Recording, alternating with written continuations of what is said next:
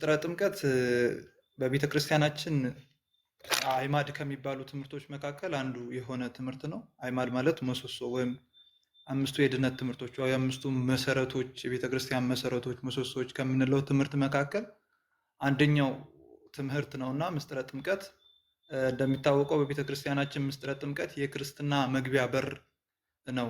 እንደዛም ተብሎ ነው የምንማረውም።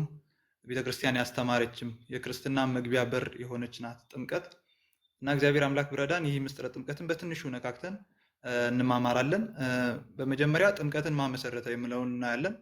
ጌታችን አምላካችን ኢየሱስ ክርስቶስ ራሱ ነው ጥምቀትን የመሰረተው። ከዚያ በፊት ክርስቶስ ከመጠመቁ በፊት ወይም ክርስቶስ ከመመሰረቱ በፊት የሚጠመቁ ጥምቀት አለ። ለምሳሌ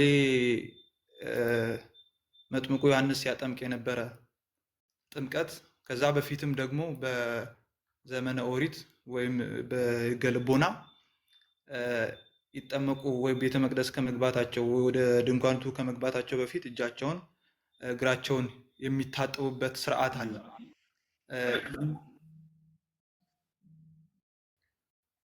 እና እየገባችሁ ሚዩት ያደረጋችሁ ብትገቡ መልካም ነው።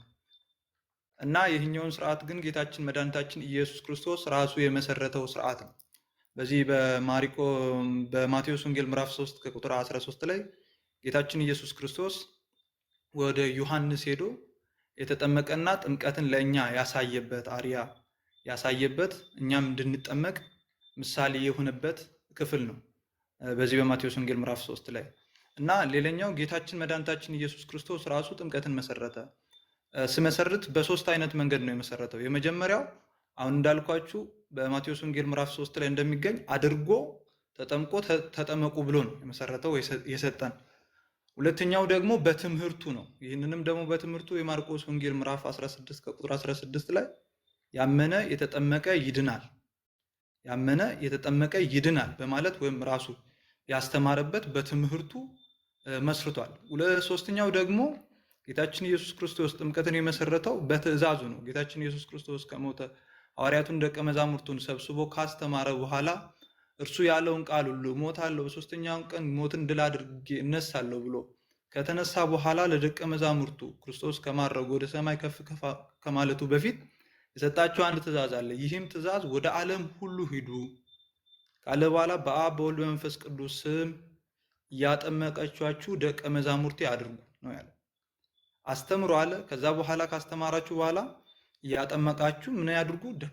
ደቀ መዛሙርቴ አድርጉ ብሎ ጌታችን ኢየሱስ ክርስቶስ ጥምቀትን በዚህ በሶስት መንገድ መስርቷል። እና የጥምቀት አስፈላጊነቱ ምንድን ነው? የጥምቀት አስፈላጊነቱ ምንድን ነው? እና ጌታችን ጥምቀትን ለምን መሰረተ ብንል መጀመሪያው አሁን እንዳልኳችሁ ለድህነት ነው የመሰረተው። ለድህነት እንድንድን ዘንድ ጥምቀትን መሰረተ። ማርቆስ ወንጌል ምዕራፍ 16 ከቁጥር 16 ላይ ያመነ የተጠመቀ ምን ይላል? ይድናል። ምን ያለ? ያመነ የተጠመቀ ይድናል በማለት ጥምቀት ለድህነት አስፈላጊ እንደሆነ ጌታችን ኢየሱስ ክርስቶስ በደንብ ረገጥ አድርጎ አስተምሮናል። ስለዚህ አንዳንድ አካላቶች ጥምቀት ምሳሌ ነው፣ ጥምቀት አያድንም፣ የተለያዩ ሀሳብ ሲያወሩ እንሰማለን። ኦኬ ምንጩ ከየት ነው? እንዴት